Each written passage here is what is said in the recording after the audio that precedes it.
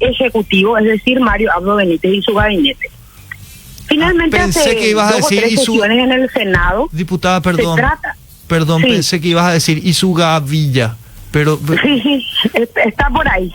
pero terminó en gabinete el final, pues me pareció que iba por ahí. Perdón por interrumpirte. Bueno, y después esto se estudia en el Senado en una sesión en donde el debate, entre comillas, dura exactamente 24 minutos.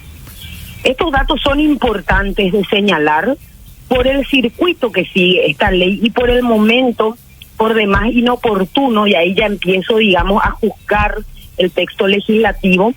Si bien es cierto, la ley de quiebras es del año 69, tiene bastantes problemas de implementación, más que por la ley, por la corrupción que hay en la sindicatura de quiebra, por la mano que meten los síndicos multimillonarios que hemos creado gracias a la Corte Suprema de Justicia y al Poder Judicial.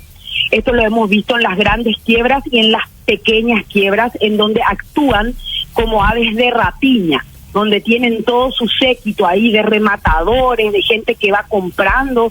Entonces no es tanto un problema de ley, si bien es cierto por la extendida, por el extendido tiempo ameritaría una revisión, de ninguna manera. Y esto tiene que entender Mario Abdo Benítez y los senadores, que vivimos en una democracia participativa, lo cual significa que si yo voy a cambiar las reglas de juego, cuanto menos tengo que tener el decoro de socializar esa iniciativa de manera tal a que no genere esta reacción. Y no digo, Jorge, para tomar nota y hacer caso a todo lo que nos digan. Finalmente las decisiones se tienen que tomar. Pero tampoco podemos estar a hurtadillas y como si fuera que vamos a robar algo, estar sacando esto en 24 minutos. Entonces es grave lo que pasa. Aparte te puedo hacer algunas ponderaciones particulares de la ley, ¿verdad? Pero bueno, para no convertir en monólogo te escucho.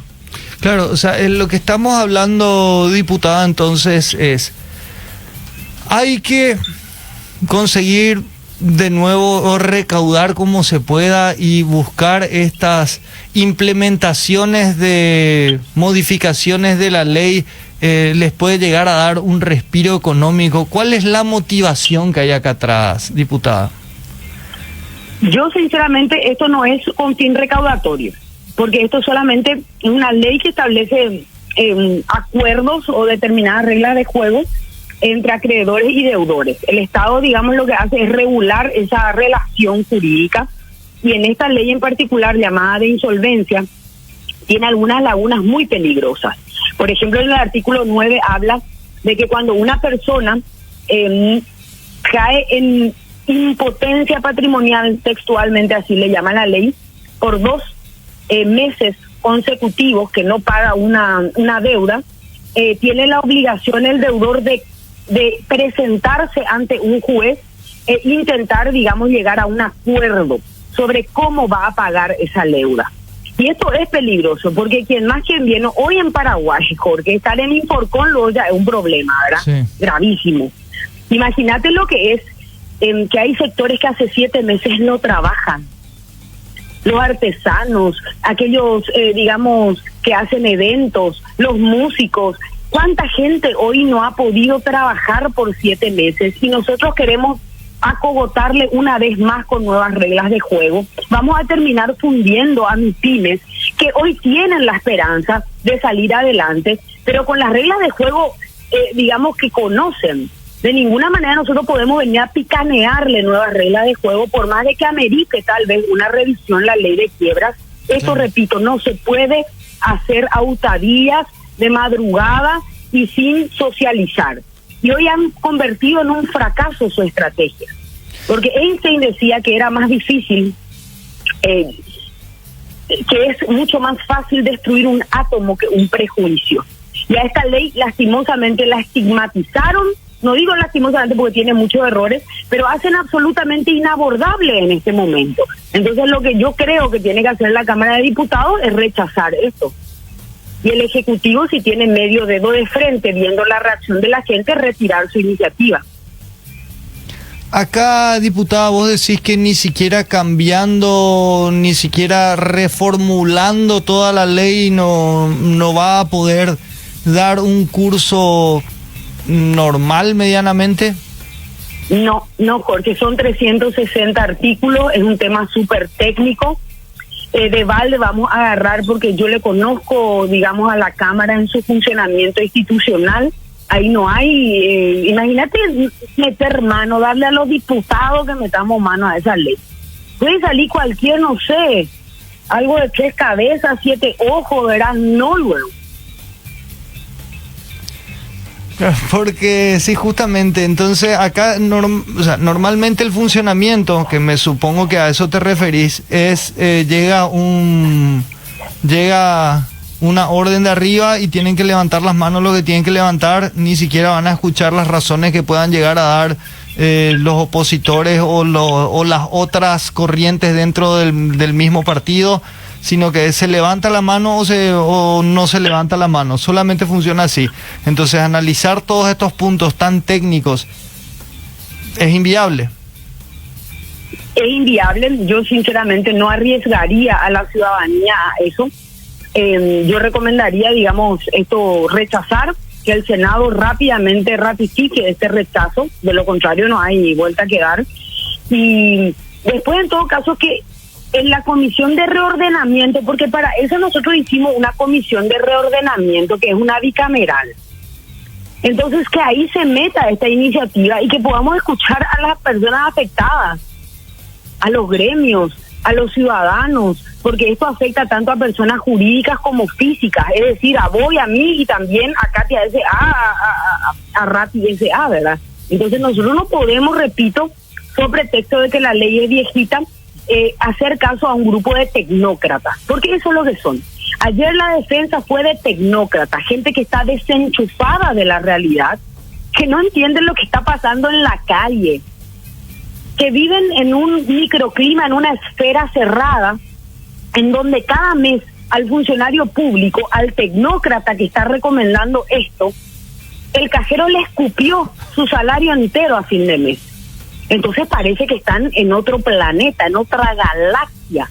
Entonces esto puede representar una grave angustia, un quiebre y una fractura de confianza, y nosotros en este momento estamos justamente para ser claros, para generar confianza, para dar tranquilidad sobre todo a la gente que tiene que trabajar, y de esa manera intentar, digamos, en este año recuperar. Entonces no es el momento de una nueva ley de quiebras, más todavía con plazos tan acotados, porque finalmente todos vamos a entrar no sé, en este momento hay ¿qué es lo que hicieron? ¿Qué hizo el sector financiero? Prácticamente nada.